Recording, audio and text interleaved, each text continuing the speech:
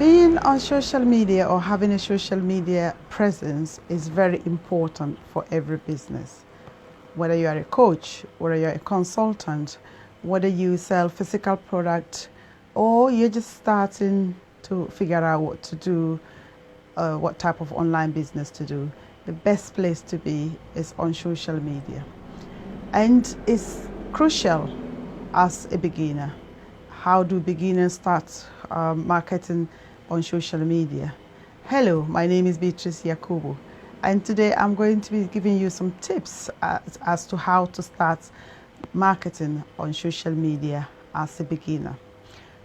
So the first thing is to find a platform, as always, because you have to have a platform before you can even think of doing anything else. How do you find that platform? Because there are so many of them. You know, it's unbelievable the number of social media platforms that are available. Even though we know the most frequent ones, which is Twitter, Facebook, Instagram, LinkedIn, Pinterest, Snapchat, there are so many others that, you know, we can't even remember their names, so to speak. How do you find one? How can you find an appropriate one that will be relevant to your audience? So in the first place, you need to find out what audience you want to serve, because you have to know what they are first before you can know where they are. And where they are is supposed to be where you should be, right? If you don't know who they are, you won't know where they are. So finding who your potential customers or audience will be is key. Once you figure that out, find those that are influential in your niche. Check their social platforms. Where are they present most? Where are they having more audience? So for instance, for the big gurus, of course, they will have so many social media platforms. It's a no-brainer. They don't even do it themselves, you know, people do it for them. But for you as a beginner, you want to maximize your time and you want to use your time wisely.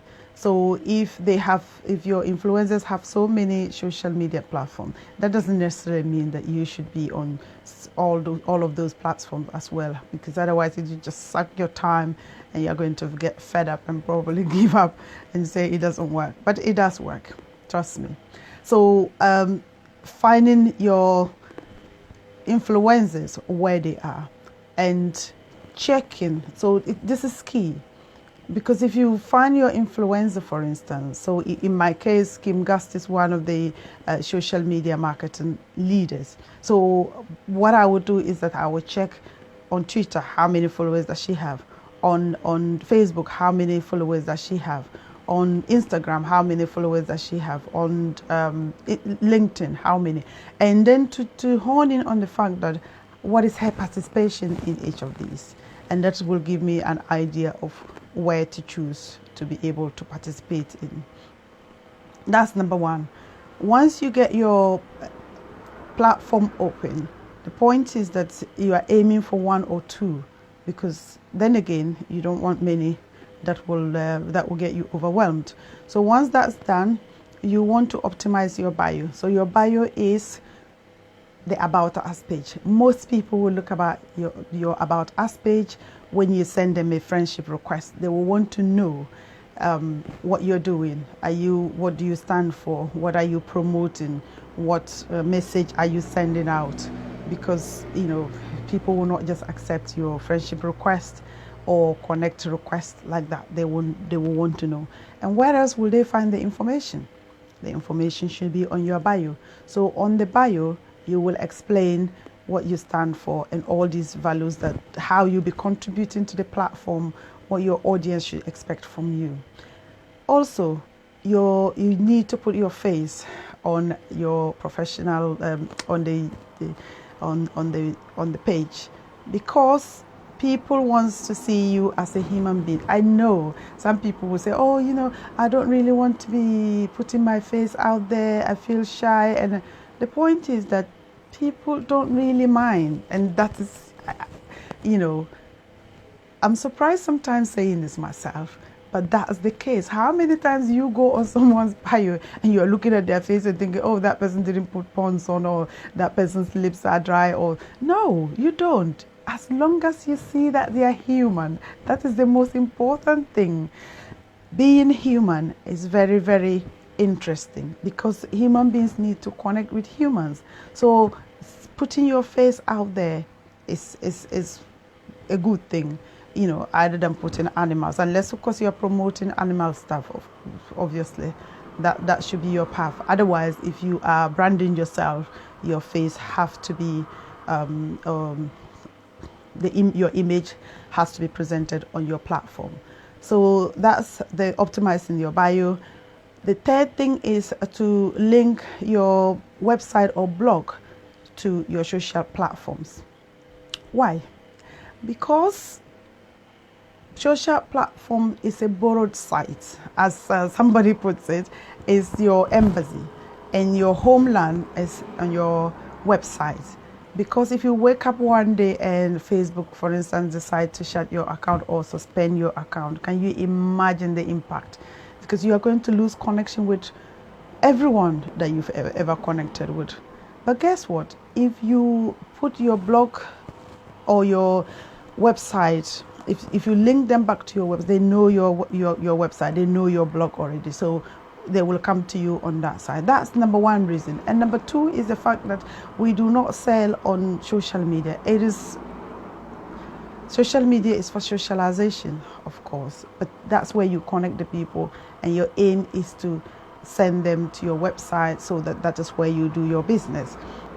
And if you don't connect your blog and your website to your social platforms, obviously that link is broken and people are not going to be able to find you. So then the fourth one is to also connect your social platforms to your blog or to your website. The reason being that if you write a blog post that you intend for people to share, by having the social buttons, it's easier, it becomes shareable. Another reason is that when people stumble to your blog site or your website through search engine, which I'll be talking to you some time to come, if they search Google and they find you and they come to your website, ideally what you want to do is to send them also to your social profile, because people have to be on social media. That's the thing. So they are not going to be on your blog for ages or your website for ages. So by connecting to your website, to your social platform, they will just click, for instance, Facebook button, and they are on Facebook. So they are still consuming your content. They are still conversing with you, so to speak. They are still in your circles, so to speak, even though they are not on your website. So that's the reason why you should put your social platforms also to your blog. When you finish all that, now you need to find the influencers and follow them. Why do you want to find the influencers? Because the point is that the influencers are the people that have the content that you need. That's number one. And once you follow them, your news feed is going to be populated with the right information. So you get to learn what they are doing, because you are having baby steps, so you need to learn, and the learning is quite steep. So having influencers, they know what they're doing, and then you follow. That's number one. Number two is that you are telling the algorithm of the social platform what your interests are, and so they would give you suggestions as the people to follow. That's number two reason.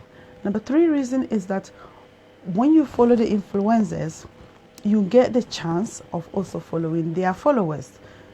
Once you follow their followers, potentially some of them will follow you back, because the influencers would usually not follow you because they are already established, and they don't need to follow so many people, because the credibility of being online is having more followers than following more.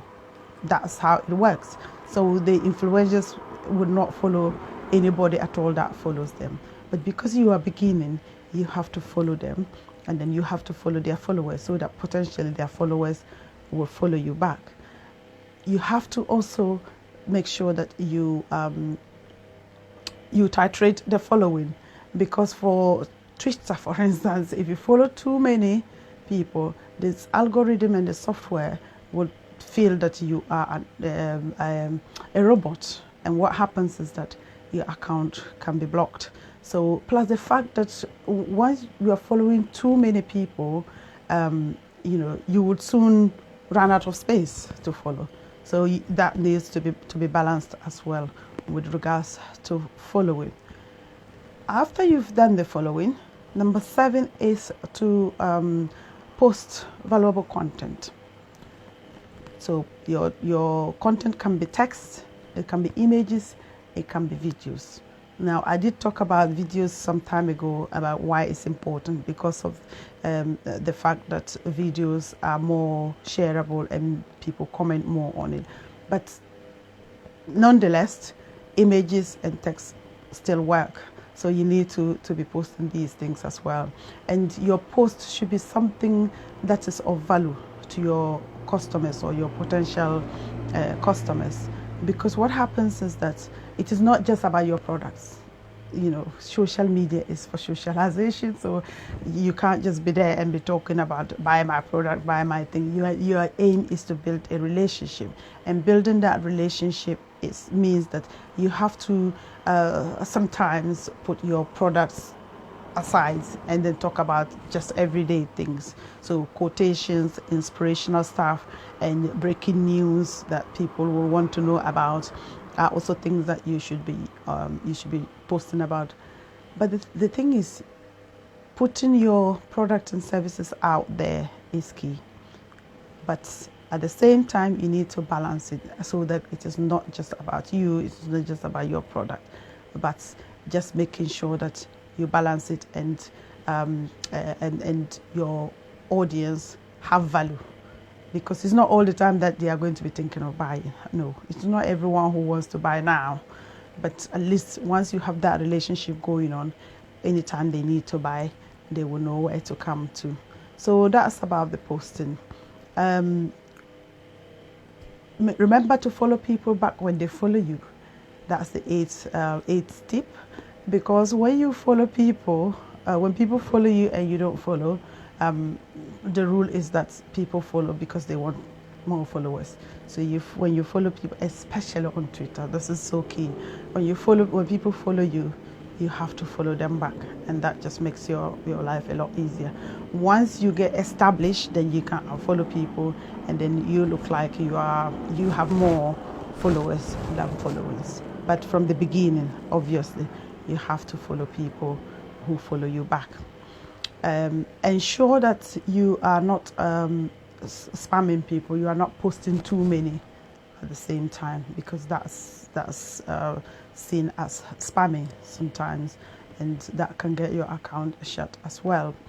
And the rule is to be very, very consistent. In social media, nothing works if you are not consistent.